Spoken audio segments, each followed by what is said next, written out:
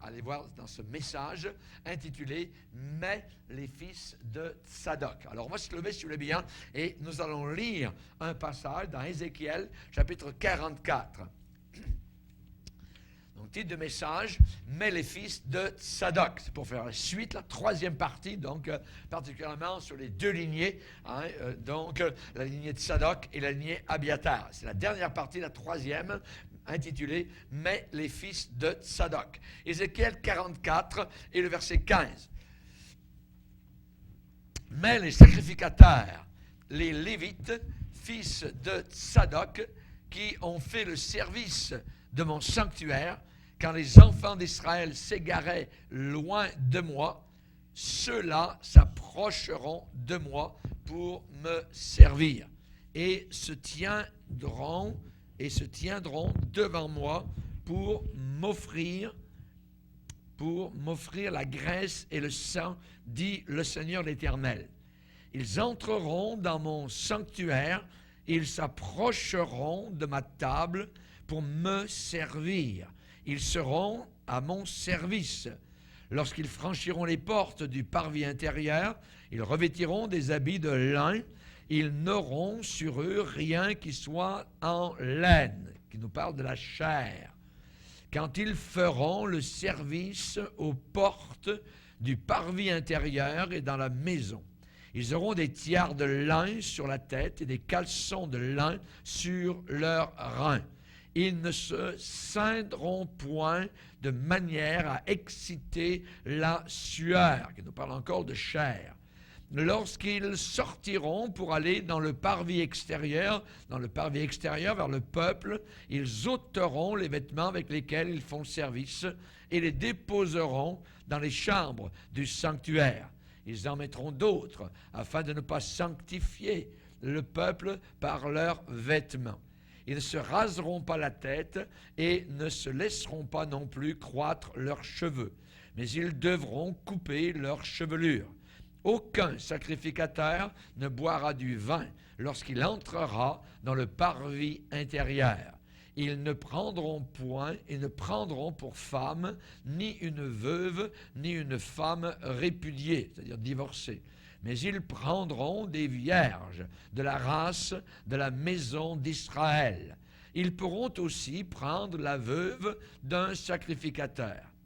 Verset 23, ils enseigneront à mon peuple à distinguer, c'est-à-dire à faire la différence, à distinguer ce qui est saint de ce qui est profane.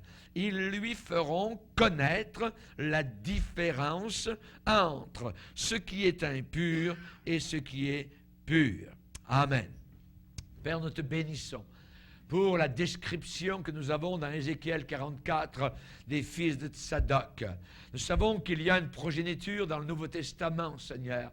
Nous te bénissons car nous désirons faire partie de cette lignée, non pas d'Abiatar, non pas de gens charnels qui vont être rejetés et vomis de ta bouche, mais particulièrement des gens aimés de ta part. Nous voulons te servir avec joie. Nous voulons que tu puisses nous dire, comme tu l'as dit à ton saint homme Daniel, homme bien-aimé, courage, courage.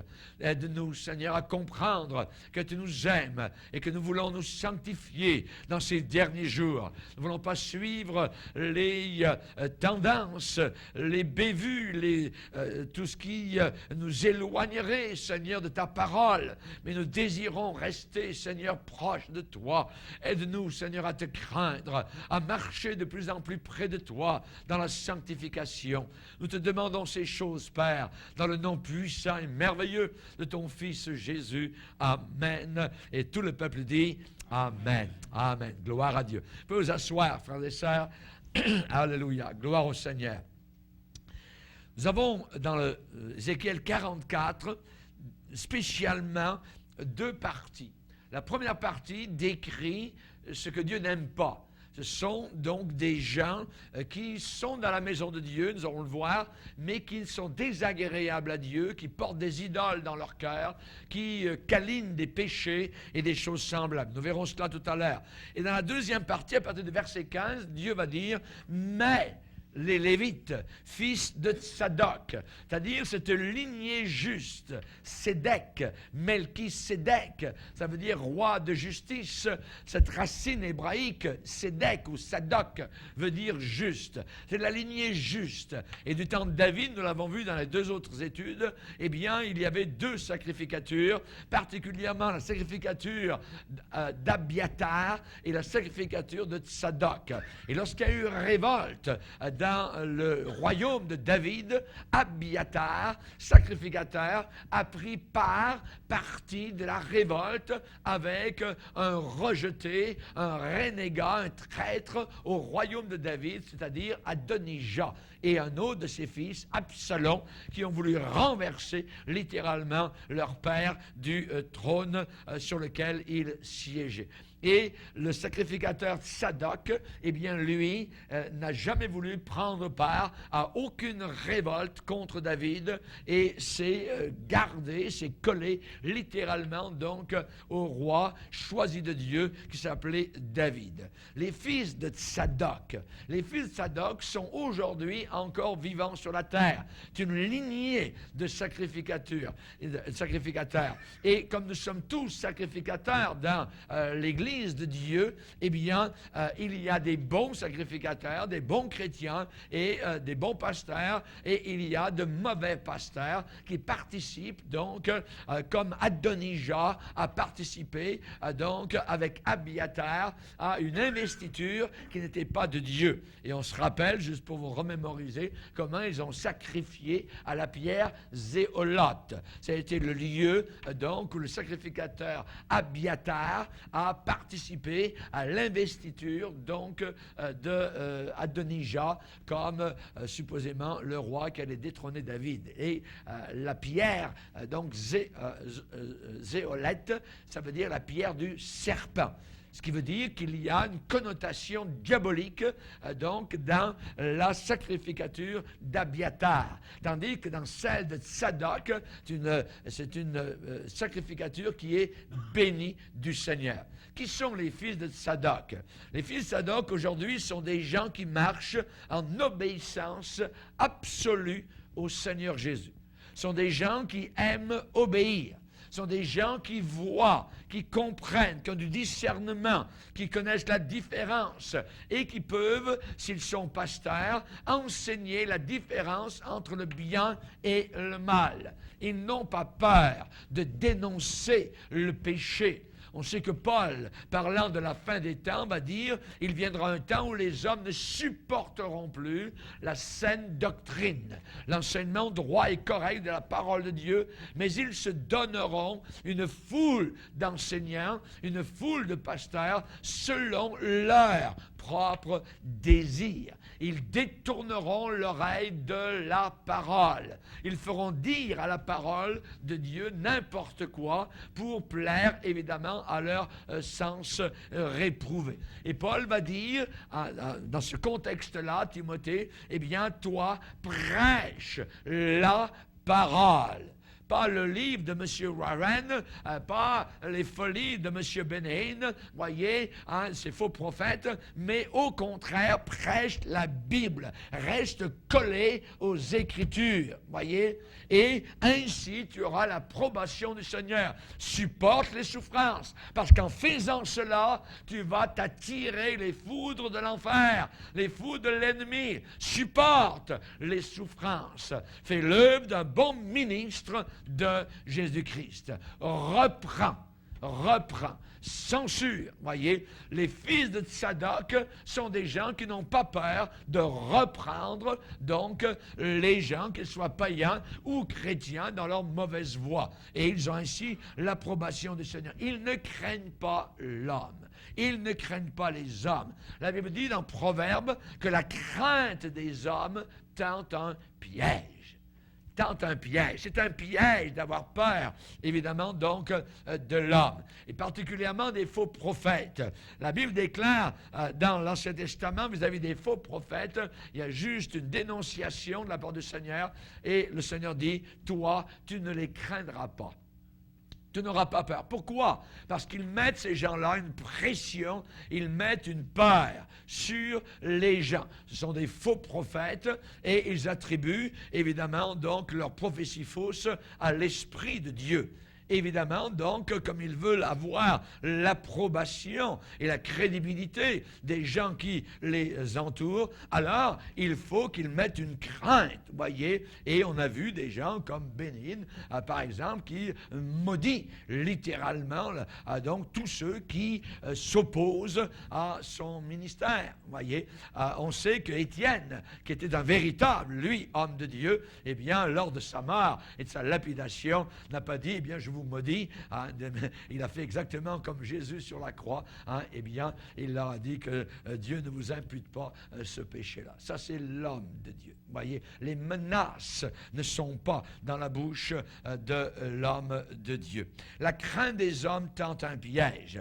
On sait que dans Ézéchiel 22, il est parlé que les sacrificateurs qui sont, je dirais, qui dérogent de la loi de Dieu, qui s'éloignent de la parole de Dieu, eh bien, il est décrit une certaine catégorie en disant, Dieu va dire, il viole ma loi, il profane mes sanctuaires, il ne distingue pas ce qui est saint de ce qui est profane. Et ils ne font pas connaître la différence entre l'impur et le pur. Ils ne font pas connaître la différence. Ça veut dire que vous n'entendez jamais de paroles, de prédication contre le péché, contre les mauvaises choses, contre l'infiltration de la mondanité à l'intérieur de leurs églises. Non, au contraire, ils laissent faire, voyez, que ce soit du côté musical, que ce soit du côté sexuel, que ce soit du côté, je dirais, de choses qui ne sont pas acceptables dans l'Église, comme le désordre, comme tout le tombage par terre et ces choses semblables, voyez. Donc, ils ne font pas connaître, au contraire, ils approuvent tous ceux qui font ces choses-là. Les vrais, les fils de Tsadok, mais les fils de Tsadok, nous dit la parole du Seigneur, eh bien, la Bible dit qu'ils n'ont pas aimé leur vie jusqu'à craindre la mort. Ils n'ont pas aimé leur vie. Leur vie n'est pas chère à eux. Ils sont prêts à aller jusqu'au bout, s'il le faut, pour, évidemment, leur amour pour le Seigneur Jésus-Christ. Dans Ésaïe 5, verset 20, il est dit « Malheur à ceux qui appellent le mal bien, et malheur à ceux qui appellent le bien mal. » Voyez, et cela est quelque chose de terrible. Quand vous donnez une étiquette de méchanceté sur un homme véritable de Dieu, voyez, ça c'est quelque chose, évidemment, à qui le Seigneur un jour va faire rendre des comptes, voyez. Et les sacrificateurs de Tsadok, eh bien, il est dit au verset 23 de notre texte d'Ézéchiel 44, eh bien, ils enseigneront à mon peuple à distinguer ce qui est saint de ce qui est profane. Et ils feront connaître la différence entre ce qui est impur et ce qui est pur. Ces gens-là, leur seule véritable possession ici-bas sur cette terre, dans la vie, leur possession, je dirais, authentique dans la vie, c'est quoi? C'est le Seigneur. C'est ça leur vraie possession. Ils peuvent dire avec l'apôtre Paul, Christ est ma vie. Et la mort m'est un gain. J'y gagne en mourant. Je m'en vais chez moi dans ma gloire, dans la gloire du Seigneur. Donc ces gens-là, évidemment, c'est le Seigneur. Christ est ma vie. Paul va dire aux Colossiens, Christ en vous, l'espérance de la gloire. L'espérance de la gloire. Et dans Ézéchiel 44, verset 28, eh bien, il est dit, voici l'héritage qu'ils auront. On parle des fils de Tsadok. C'est moi, dit le Seigneur, qui serai leur héritage. Est-ce que Christ est votre héritage? Amen. Christ est mon héritage, alléluia, et nous bénissons le Seigneur pour cela. Nous voulons le servir, évidemment, avec authenticité. Mais il y a toute une lignée, évidemment, de personnes qui, soi-disant, servent Dieu, qui parlent de Dieu, qui annoncent la Bible, ainsi de suite, et qui, pourtant, cependant, malgré ce qu'ils peuvent dire, ne sont pas véritablement approuvés de Dieu. Et on a un exemple dans la parole de Dieu, on appelle cela un faux feu. un faux feu, ou encore un feu étranger. Nous connaissons, nous les chrétiens, le feu véritable du Saint-Esprit. Quand quelqu'un est rempli de l'Esprit, quand quelqu'un est rempli de la vie de Dieu, à ce moment-là, ça brille dans les yeux, il y a un éclat, il y a une joie, il y a une passion pour parler de Jésus autour de nous, pour pardonner, pour se faire piler sur les pieds s'il le faut, pour s'identifier à Jésus-Christ. C'est un zèle qui est dans notre cœur, parce qu'il y a un feu, le véritable, qui est dans nos cœurs. Mais il peut y avoir imitation du vrai feu. Voyez, et l'apôtre Paul a dit que c'était un danger.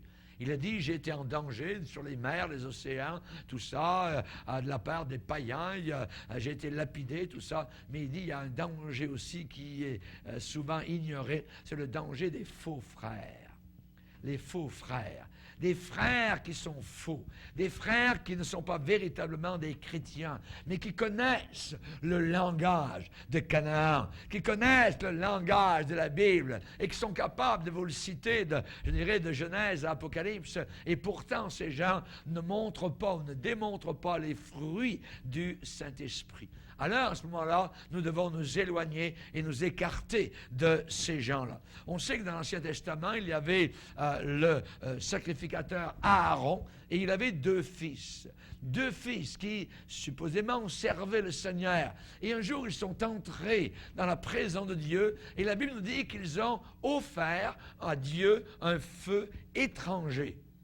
Et du sacrifice, Dieu fait sortir son feu à lui pour tuer les deux fils d'Aaron qui sont morts devant le Seigneur. Et Dieu a dit à Aaron, je ne veux pas que tu pleures. Je t'interdis de pleurer la mort de tes deux fils. Pour montrer la sévérité avec laquelle le Seigneur prend ces choses.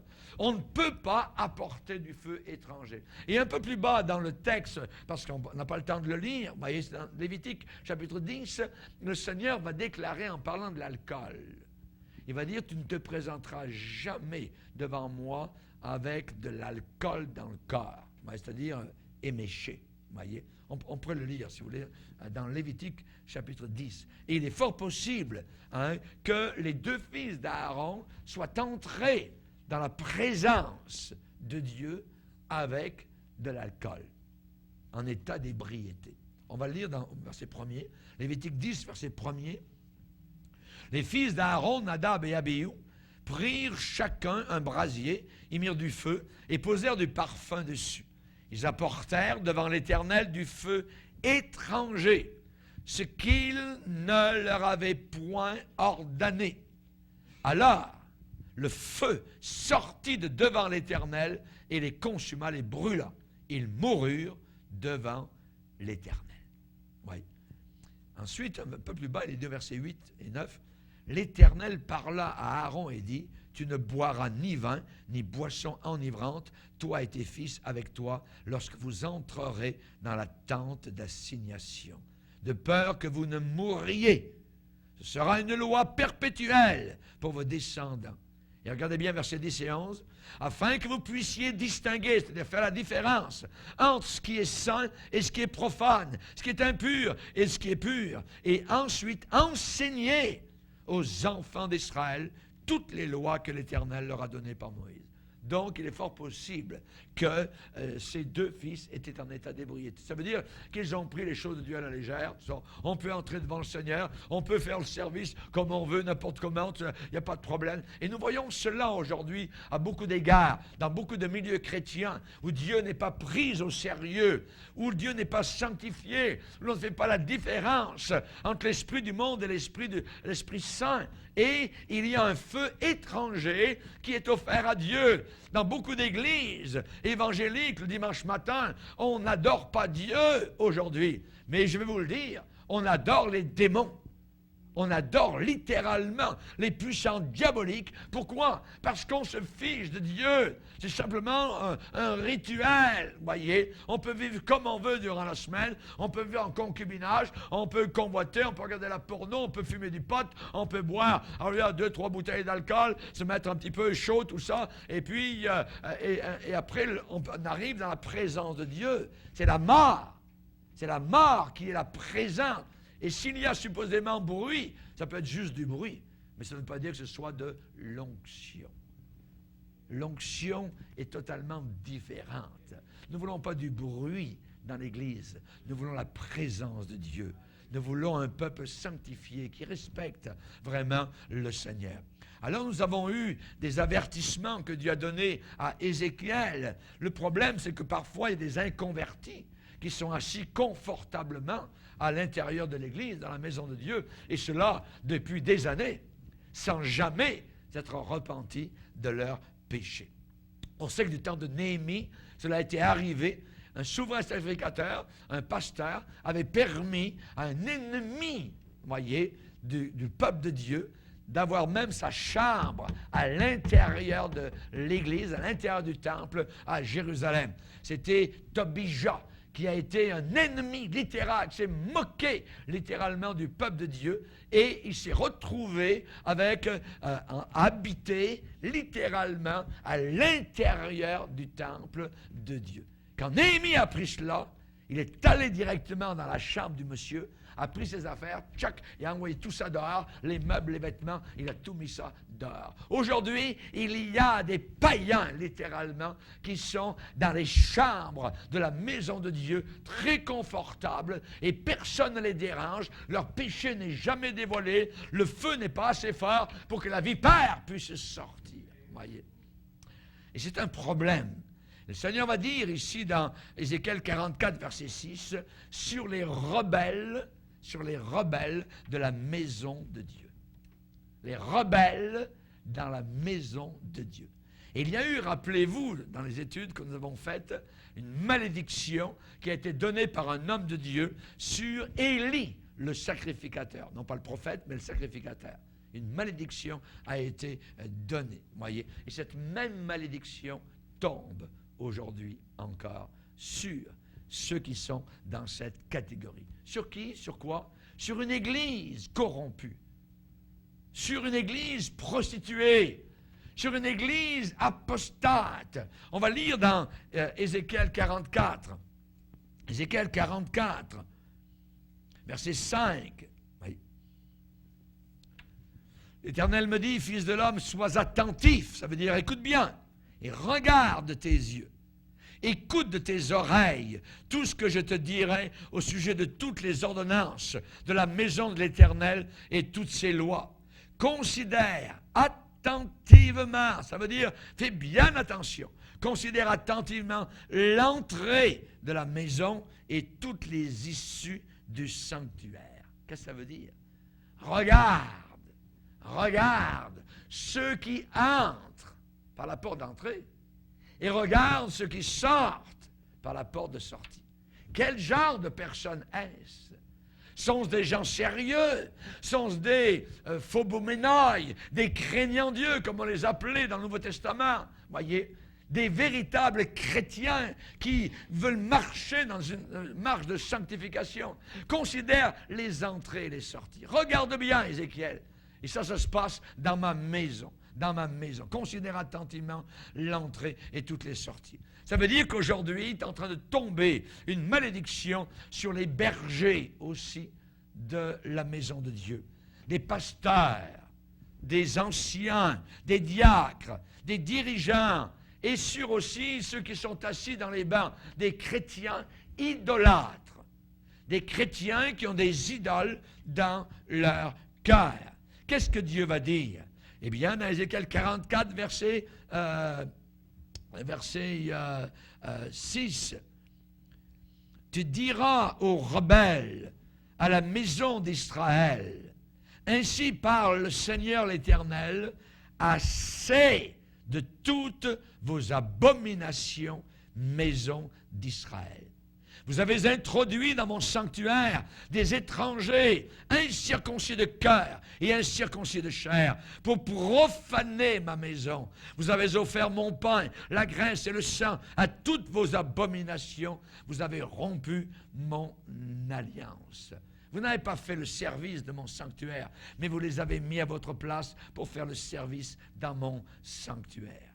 Qu'est-ce que ça veut dire? Ça veut dire, voilà la maison de Dieu remplie d'abominations. La maison de Dieu pleine d'abominations. Et Dieu n'en peut plus. Il dit, assez.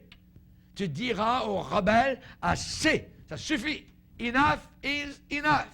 Assez de toutes vos abominations. Qu'est-ce qui se passe aujourd'hui à la fin des temps? C'est que son Église est polluée d'adorateurs impies. Les boucs sont côte à côte avec les brebis. Les loups côtoient littéralement les brebis. Les faux prophètes et fausses prophétesses sont là, qui mêlent, je dirais, le blé avec l'ivraie. Les paroles de Dieu authentiques avec les fausses paroles du Seigneur. Dieu va dire à ces gens-là, s'ils avaient entendu mes conseils, ils auraient dû faire revenir le peuple loin de leurs péchés. Ils ne l'ont pas fait. Non, tout ce qu'ils prophétisent sont des grandeurs, ce sont des grandes choses, c'est ceci, c'est de l'argent qui s'en vient, c'est des foules qui seront à tes pieds, c'est des grands ministères, c'est tout de l'orgueil qui monte. Mais une fois que ces gens ont entendu ces paroles, allez enlever ça de leur cœur. C'est comme la cartomancienne. C'est de l'occultisme directement à l'intérieur de l'Église. C'est Satan, au travers de bouches sales, qui se disent de Dieu que la maison de Dieu est polluée. Et Dieu va dire, assez de toutes vos abominations. Assez, ça suffit, voyez. Son Église est polluée d'adorateurs impies. Une église pas très loin ici, il y a une femme qui se dit prophétesse, qui a gardé une centaine de femmes pendant toute une nuit pour leur dire la bonne aventure. Pour leur dire, tapez le Seigneur, puis regardez comme je prie, puis toute la nuit, tout ça. 100 femmes au pied d'une autre femme qui se disait prophétesse d'abomination. Nous ne voyons jamais cela dans la parole de Dieu. Nous devons nous opposer, repousser. Et le peuple de Dieu aime cela. Mais ils ne prient pas à la salle de prière à personne. Mais ils aiment venir. La maison est remplie quand les faux prophètes et les fausses prophétesses sont là. Assez, dit le Seigneur, de toutes vos abominations. Mon Église est polluée d'adorateurs impies. La Bible déclare très bien qu'à la fin des temps, les gens auront l'apparence de la piété. L'apparence de la piété. Voyez. Faire semblant. Voyez. Dans Matthieu, au chapitre 23, le Seigneur dit, les scribes, les pharisiens sont assis dans la chair de Moïse. Faites donc et observez tout ce qu'ils vous disent, mais n'agissez pas selon leurs œuvres, car ils disent, mais ne font pas. Ils lient des fardeaux pesants et les mettent sur les épaules des hommes, mais ils ne veulent pas les remuer du doigt. Ils font toutes leurs actions pour être vus des hommes. Ainsi, ils portent tout ça, des vêtements particuliers. Ils aiment la première place dans les festins. Regardez-les parader en avant sur les estrades, ainsi de suite. Ils veulent se montrer. Ils aiment la première place et les premiers sièges dans leur synagogue. Ils aiment être salués dans les places publiques, être appelés par les hommes. Rabbi, Rabbi. Mais vous, ne vous faites pas appeler Rabbi, car un seul est votre maître, et vous êtes tous frères. N'appelez personne sur la terre votre Père, car un seul est votre Père, celui qui est dans les cieux. Ne vous faites pas appeler directeur, car un seul est votre directeur, le Christ. Le plus grand parmi vous sera votre serviteur. Quiconque s'élèvera sera abaissé, quiconque s'abaissera sera élevé. Oui. Donc, nous voyons que Dieu va parler de ces gens-là qui font pour l'apparence aussi des grandes prières dans Matthieu 6. Ils font toutes leurs actions pour être vus. C'est tout de l'extérieur, tout du show, voyez, extérieur. Et Dieu dit, fini, no more, assez.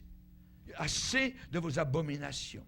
Ces gens mondains sont à moitié inconvertis, je dirais, et comme Osée le déclare, comme une colombe stupide, sans intelligence, comme un gâteau qui n'a pas été retourné. Cette image est donnée par le Saint-Esprit, cuit d'un côté et puis complètement cru de l'autre côté. Essayez de manger un gâteau comme ça. Voyez, c'est impossible à manger. Ouais. Et il y a des chrétiens qui sont comme cela. Il y a des gens qui sont comme cela. Ils paraissent d'un côté tout cuit, tout bon à manger, puis de l'autre côté c'est tout cru, c'est tout sale, c'est de la pourriture, il y a de la saleté, il y a des abominations sexuelles derrière ces personnes-là. Dieu dit, ils n'ont pas de place dans ma maison. Ils sont corrompus, ils ont des cœurs doubles. On se dit des faussetés les uns aux autres, des choses flatteuses. Ils ont de l'arrogance. Ils vont dire, nous sommes puissants par notre langue. Nous avons nos lèvres avec nous. Qui serait notre maître? Psaume 12. Ils sont endurcis. Ces soi-disant chrétiens. Qu'aucun de vous ne s'endurcisse par la séduction du péché. Le Seigneur va dire, ce sont des tombeaux blanchis. Imaginez. Ils n'ont pas aimé ça. Ils ont commencé à vouloir, évidemment, donc le lapider. Dans un sépulcre blanchi des faux frères. Et on sait, dans 2 Corinthiens 11, ils sont décrits. Ces hommes-là sont de faux apôtres, des ouvriers trompeurs, déguisés en apôtres de Christ. Déguisés en apôtres de Christ. Voyez, c'est la dernière heure. On va dire l'apôtre Jean. Ils sont sortis du milieu de nous, mais ils n'étaient pas des nôtres. Nous les reconnaissons. Nous les dévoilons, nous le savons. Ils ne parlent pas le même langage que les chrétiens de tous les siècles ont parlé. Amen. Alors le Seigneur connaît ceux qui lui appartiennent. Ceux qui lui appartiennent. Pourquoi? Parce que ce n'est pas tout le monde qui dit qu'il est du Seigneur. Beaucoup diront Seigneur, Seigneur. Il ne suffit pas de dire Seigneur, il faut faire la volonté du Seigneur. Amen.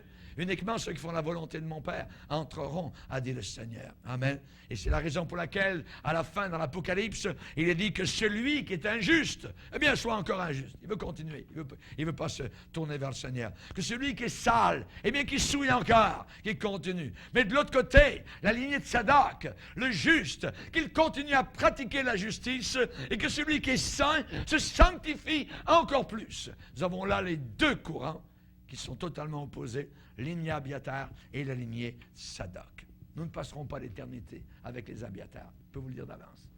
Regardez-les bien, comme Moïse a dit, regardez les Égyptiens, vous ne les verrez plus.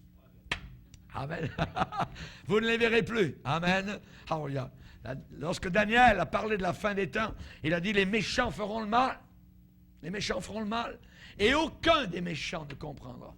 Mais ceux qui auront l'intelligence comprendront. Amen.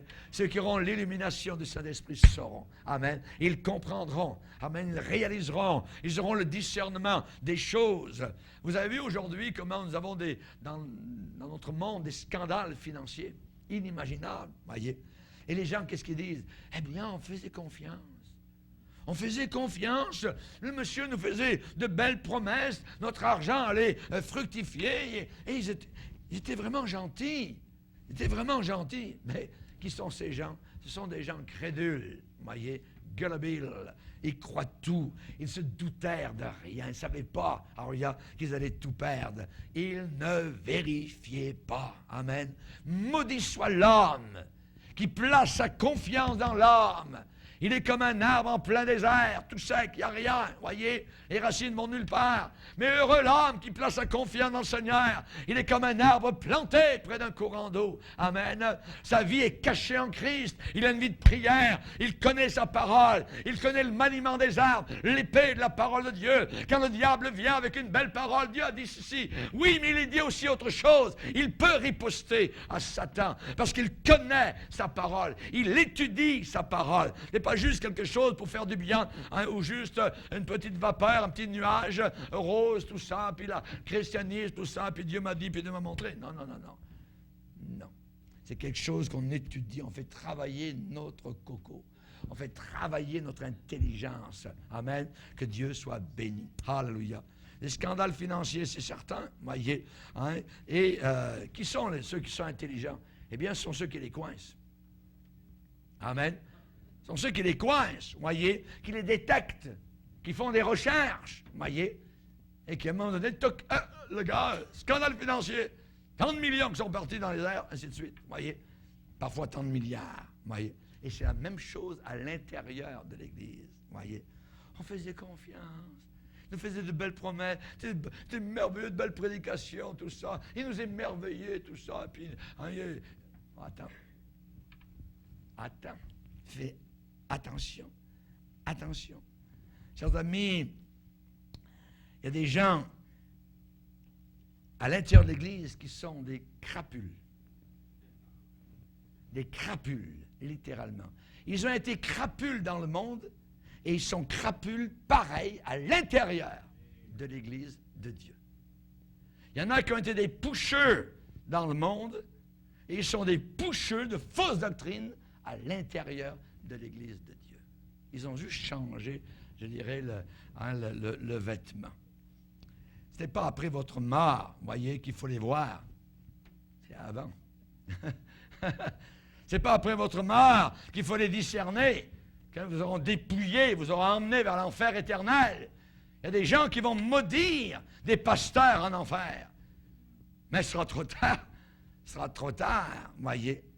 N'avons-nous pas prophétisé, Jésus? On a prophétisé en ton nom. N'avons-nous pas chassé des démons en ton nom? N'avons-nous pas fait des miracles en ton nom? Vous n'avez jamais connu. Vous n'avez jamais connu. Vous n'avez jamais approuvé. Allez dans le feu éternel. Rendez compte des gens qui pensent aller au ciel, qui ont parlé de Dieu, qui ont prêché sur Jésus, tout ça, vont se retrouver en enfer avec Satan et les démons. C'est terrible. Voyez, la Bible dit qu'à la fin des temps, ils vont trafiquer du peuple de Dieu.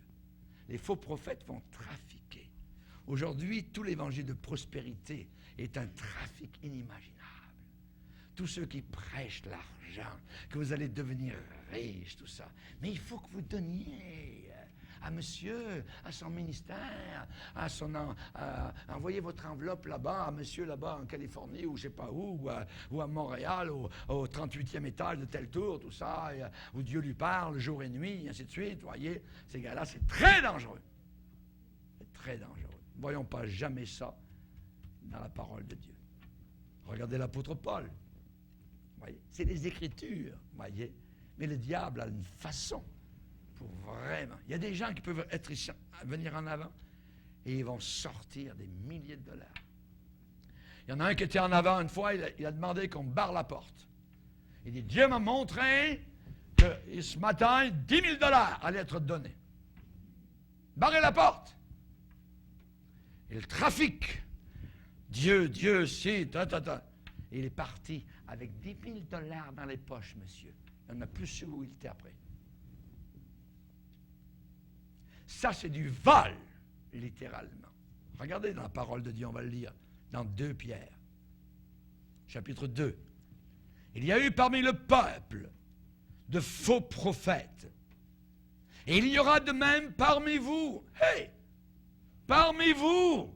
Qui? Les chrétiens. Hey! C'est autour, là. Parmi vous, des faux docteurs. Ça veut dire que les faux docteurs seront au milieu des vrais chrétiens, qui introduiront des sectes pernicieuses. En réalité, le mot grec, c'est des hérésies, des fausses doctrines, et qui, reniant le maître qui les a rachetés, ils parlent de Jésus. Ça ne veut pas dire qu'ils ne parlent pas de Jésus.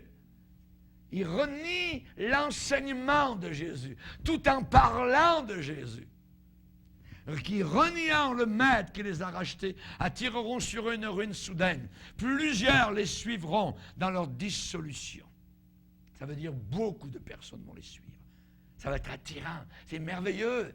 Qui ne veut pas devenir riche? Et tout d'un coup, Satan tire la corde de la cupidité.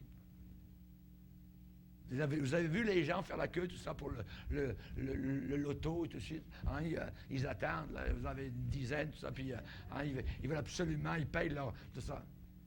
C'est tout des cupides. C'est tout des gens qui veulent l'argent. Ils pensent qu'avec 10 dollars, ils vont gagner 1 million. Vous voyez? C'est de la cupidité. Et on ne doit jamais voir cela à l'intérieur de l'Église chrétienne. Nous comptons sur le Seigneur pour nos besoins. Et mon Dieu pourvoira à tous tes besoins. Vous voyez? Amen. Alléluia. Gloire au Seigneur. Et il dit, plusieurs les suivront dans leur dissolution. Et la voix de la vérité sera calomniée à cause d'eux. Les païens vont dire, regardez, c'est une gang, ils détroussent les gens, c'est une affaire de money maker, et ainsi de suite, d'argent, regardez-les. Il y avait une femme, voyez, en France. Elle était à Paris, elle avait son petit groupe autour d'elle. C'est une prophétesse, c'est toujours des prophétesses, voyez. Puis ça, c'est toujours Dieu qui les envoie, puis tout ça, il ne faut pas toucher à madame. Et puis, là, elle avait son petit groupe, c'était à peu près une vingtaine. Je faisais des petites réunions dans les maisons, ici et là. Et puis, on ramasse l'argent, évidemment, en euros. Puis un beau soir, madame, durant la réunion, elle dit, « Oh, j'ai une inspiration. Le Seigneur me montre. Il faut que ramasser 6 000 euros. 6 000 euros pour le Seigneur ce soir. » Il y a 6 000 euros qui ont été ramassés. Et la semaine suivante, elle a refait sa réunion. Elle dit, mes chers amis, le Seigneur m'a parlé cette nuit à 3 heures du matin, et il faut que j'aille maintenant travailler à Lyon, à 600 km.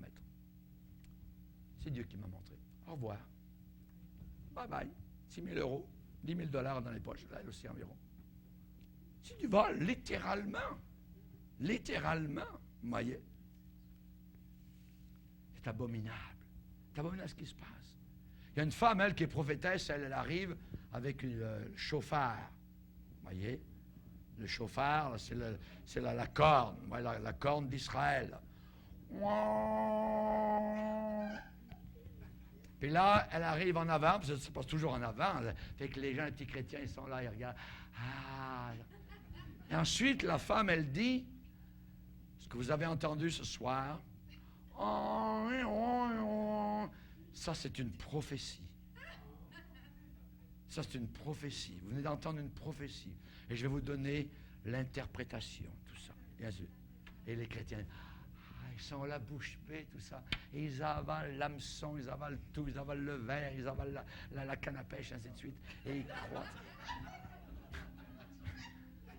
C'est abominable. Abominable. Nous combattons ça. Où trouvons-nous ça dans la parole de Dieu? Vous voyez? Où trouvons-nous ça dans la parole de Dieu? La rive sud du Québec, il y en avait une autre, elle était au piano. Puis là, elle était au piano, puis elle jouait du piano en avant. Puis d'un coup, elle dit, ce que je viens de jouer est une prophétie. C'est comme un parler en langue. Maintenant, je vais vous donner l'interprétation. Ainsi parle le Seigneur, Attends, hey! Les gens sont crédules, croient n'importe quoi. Vous voyez? Et ils trafiqueront, c'est bien dit. Ils trafiqueront de vous au moyen de paroles trompeuses. C'est des paroles mensongères. Ils vont trafiquer. Ce sont des trafics qui se passent où? À l'intérieur de l'Église du Seigneur. Voyez. Pourquoi Dieu laisse-t-il continuer ces ministères, je dirais, corrompus? Pourquoi Dieu leur permet-il de continuer? Pourquoi? Parce que ça semble de continuer à grandir leurs affaires. Il y a plus de monde qui vont les écouter, voyez. Ça semble continuer à prospérer. Ils fleurissent comme les mauvaises herbes. Ils séduisent des quantités, des masses énormes de gens. Au début de mon ministère, quand je voyais cela, que j'ai commencé avec mon épouse à voir cela, je pensais que Dieu les balayerait. Que Dieu allait les faire tomber, que Dieu allait les abaisser. La Bible dit plusieurs les suivront dans leur dissolution. Ça veut dire une grande masse de gens, des quantités de gens vont les suivre. Voyez. Mais maintenant, après 40 ans de ministère, je vois les choses un peu différemment. Et maintenant, je sais ce que le prophète authentique Ézéchiel a prophétisé. Et ça vous fait pleurer. C'est triste à mourir, à faire pleurer les anges et les archanges. Écoutez bien.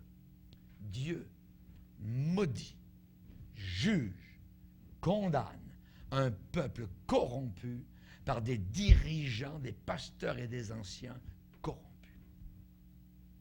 Comment? C'est simple. Il leur donne ce qu'ils méritent. Il leur donne ce qu'ils veulent. Il le leur donne sur un plan en or. Dieu leur donne des pasteurs selon leur propre cœur. Dieu leur donne des pasteurs selon leur propre cœur. Il viendra un temps où les hommes ne supporteront plus la sainte doctrine. Alors, ils se donneront eux-mêmes. Ils vont se voter eux-mêmes. Une foule d'enseignants selon leur propre désir. Voyez.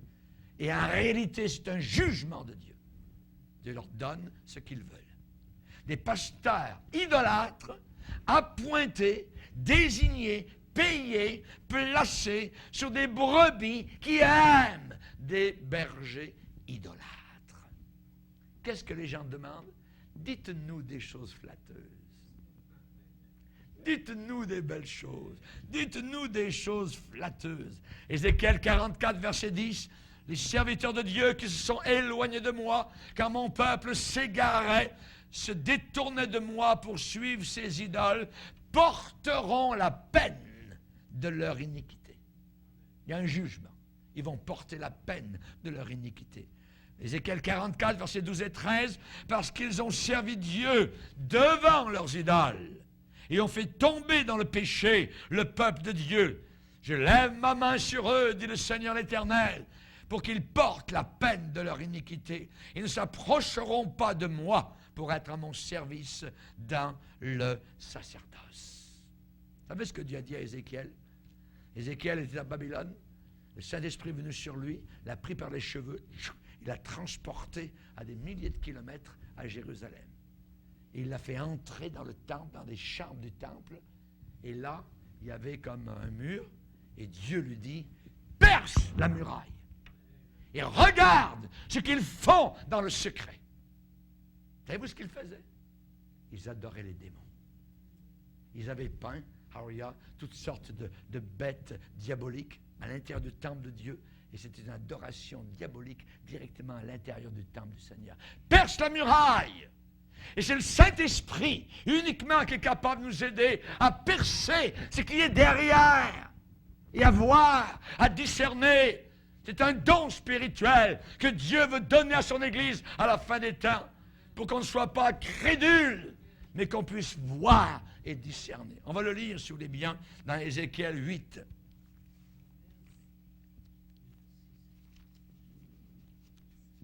Ézéchiel chapitre 8. La 6e année, le 5e jour du 6e mois, comme j'étais assis dans ma maison et que les anciens de Juda étaient assis devant moi, la main du Seigneur, de l'Éternel, tomba sur moi. Je regardais, et voici, c'était une figure ayant l'aspect d'un homme. Ça veut dire que c'est Jésus-Christ avant son incarnation ici.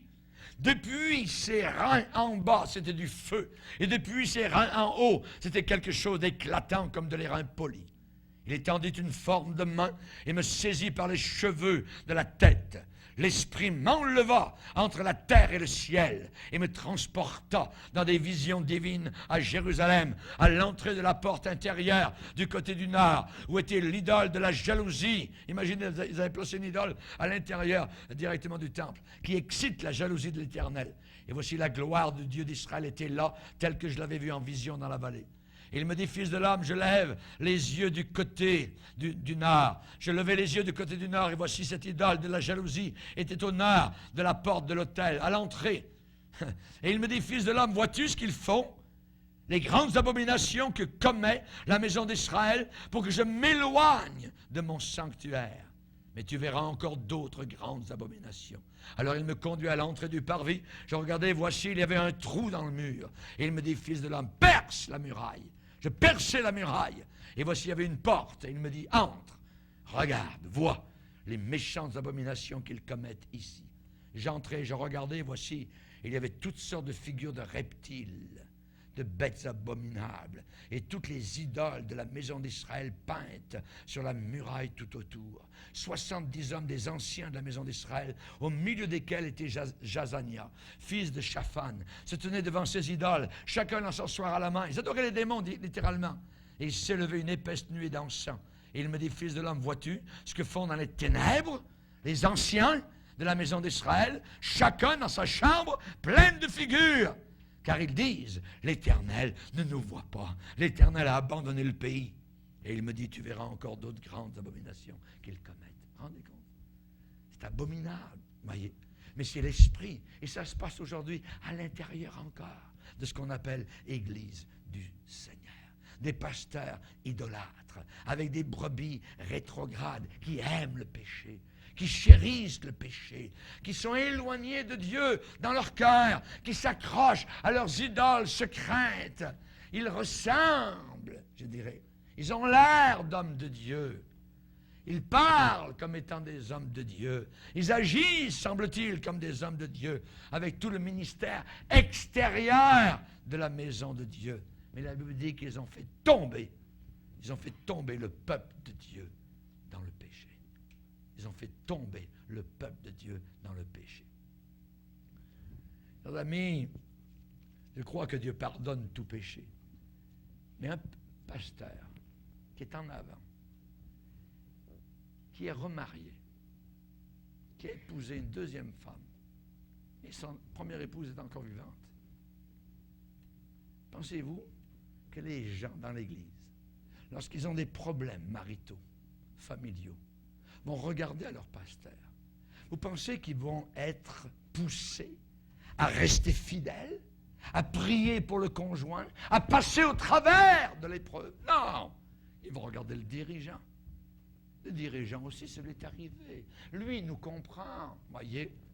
Pas le pasteur qui est resté fidèle à son épouse pendant 40 ans. Non, lui, ça c'est la loi, c'est un légaliste. Mais l'autre, là, qui a chuté, qui est remonté 2 fois, 3 fois, ainsi de suite, et qui prêche la parole de Dieu, ah, lui, il nous comprend. Ça, c'est dangereux. Ça, c'est dangereux. Et ça peut faire tomber les gens qui écoutent, voyez, dans le péché. Dans le péché. Ils ont fait tomber le peuple de Dieu dans le péché. Ils se permettent des péchés secrets, voyez. Même si le Saint-Esprit les a convaincus, ils savent que ce n'est pas bien. Ils savent que c'est mauvais, que c'est méchant, voyez. Rappelez-vous, les anciens sont venus un jour vers Ézéchiel. Et Dieu dit, regarde ces gens qui viennent vers toi. Ces gens-là portent leurs idoles dans leur cœur. Et ils viennent vers toi. Ces gens-là attachent les regards sur ce qui les a fait tomber dans l'iniquité. Et ils viennent te voir pour savoir ce que je vais leur dire. Dieu dit, me laisserai-je consulter par eux? Jamais. Jamais. Ézéchiel 14, disait avec moi. Ézéchiel 14. Verset 1er. Quelques-uns des anciens d'Israël vinrent auprès de moi et s'assirent devant moi. Et la parole de l'Éternel me fut adressée en ces mots. Fils de l'homme, ces gens-là portent leurs idoles dans leur cœur. Ils attachent les regards sur ce qui les a fait tomber dans l'iniquité. Me laisserai-je consulter par eux? C'est pourquoi parle-leur et dis-leur, ainsi parle le Seigneur l'Éternel, tout homme de la maison d'Israël qui porte ses idoles dans son cœur et qui attache les regards sur ce qui l'a fait tomber dans son iniquité. S'il vient s'adresser au prophète, moi l'Éternel, je lui répondrai, malgré la multitude de ses idoles, afin de saisir dans leur propre cœur ceux de la maison d'Israël qui se sont éloignés de moi avec toutes leurs idoles.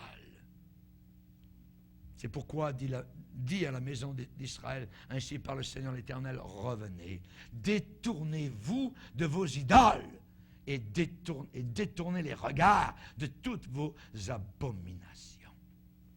De toutes vos abominations. Dieu dit assez, enough, arrêtez, ça suffit. Voyez, ça suffit.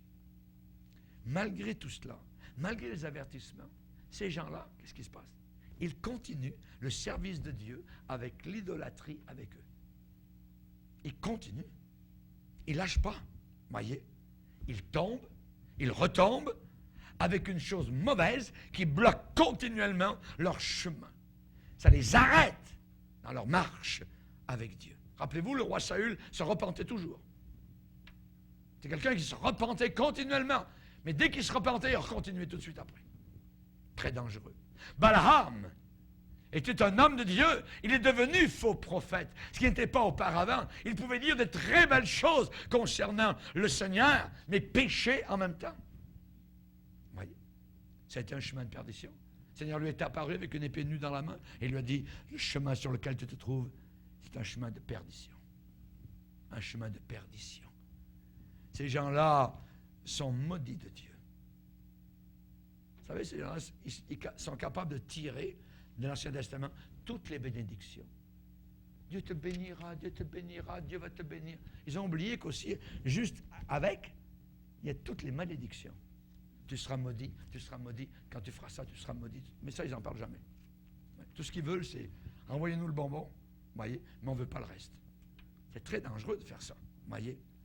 Dans Ézéchiel 44, il est dit, parce qu'ils ont servi Dieu devant leurs idoles, parce qu'ils ont fait tomber dans le péché la maison d'Israël. Je lève ma main sur eux, dit le Seigneur l'Éternel, pour qu'ils portent la peine de leurs iniquités. Ils ne s'approcheront pas de moi pour être à mon service dans mon sacerdoce. Ils ne s'approcheront pas de mes sanctuaires, de mes lieux saints, de mes choses très saintes. Ils porteront la peine de leurs ignominies et des abominations commises.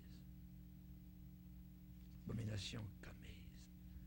Quand vous avez dans certaines églises des danses, voyez, où vous êtes capable de prendre une femme qui n'est pas la vôtre et de danser à l'intérieur de l'église, on a un problème.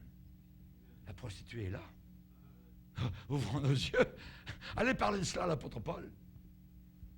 Quand vous avez dans les mariages chrétiens des danses continuelles avec du vin qui coule à flot, voyez, et vous avez des décolletés de femmes abominables, et on dit c'est chrétien. Non! Même parmi les païens, parfois on ne voit même pas ces choses-là. Que Dieu nous garde. Je n'ai pas pu finir le message. On le finira mercredi prochain. Amen. Alléluia. Seigneur, nous sommes devant toi. Nous sommes en ta présence, Seigneur. Et nous voulons être les fils de Tsadok. Ta parole nous dit, mais les fils de Tsadok, lorsque ton peuple s'éloignait, n'ont pas suivi cette tendance. Au contraire, ils sont restés attachés à ta parole. Merci, Seigneur, pour les avertissements de Paul, Seigneur. Merci, Seigneur, pour les encouragements qu'il nous accorde. Il nous a dit que cet évangile que nous avons, Seigneur, ce dépôt, eh bien, nous devons le garder tel quel. Sinon, nous aurions cru en vain. Aide-nous, Seigneur, à ne pas changer un iota. Aide-nous, au contraire, à nous sanctifier. Aide-nous à aller plus loin. Aide-nous à dire, comme tu as dit vis-à-vis du diable, il n'a rien en moi. Il n'a rien en moi. Merci, Seigneur. Nous ne voulons pas jouer sur les deux tableaux, le tableau des démons et le tableau du Sauveur, le tableau de l'Église et le tableau du monde. Seigneur, garde-nous. Nous savons qu'un jour, Seigneur, tu feras la séparation qui devra se faire. Nous savons qu'un jour, Seigneur, il y aura les vierges sages et les vierges folles. Il y aura l'ivraie ou le blé. Il y aura des gens qui ont été fertiles, d'autres stériles. Il y aura les boucs et les brebis. Certains auront vécu la réalité, d'autres auront vécu une apparence. Seigneur, certains ont un péché caché, d'autres ont un péché avoué et délaissé. Seigneur, nous ne voulons jamais être de connivence avec l'ennemi. Nous voulons être cachés en toi. Nous voulons bâtir notre vie sur, non pas du sable, mais du roc. Merci, Seigneur. Tu vas séparer les uns un jour d'avec les autres, comme le berger sépare les brebis d'avec les boucs. Seigneur, nous ne voulons pas, Seigneur, nourrir des idoles sur le trône des chrétiens qui ont un cœur divisé. Nous ne voulons pas des gens qui s'identifient aux Absalom, aux Adonijah. Nous ne voulons pas sacrifier sur la pierre zéolote, sur la pierre du serpent. Nous voulons, Seigneur, te servir. Nous voulons vivre notre mort à nous-mêmes. Nous voulons nous considérer comme crucifiés avec toi, morts à ce monde et à ses passions. Et c'est là que la vie jaillira jusque dans la vie éternelle. Et c'est là que le Saint-Esprit va prendre plaisir, Seigneur, à nous conduire, à nous garder et à nous parler. Comme nous aimerions, Seigneur, que tu nous parles comme tu le faisais du haut du propitiatoire, audiblement, avec Moïse. Et tu lui parlais, il te répondait. Seigneur, nous te bénissons, car aujourd'hui même, tu viens de nous parler. Et nous voulons rester fidèles à toi jusqu'à la fin. Garde-nous, Seigneur. Au nom de Jésus. Amen. Et tout le peuple dit Amen. Gloire à Dieu.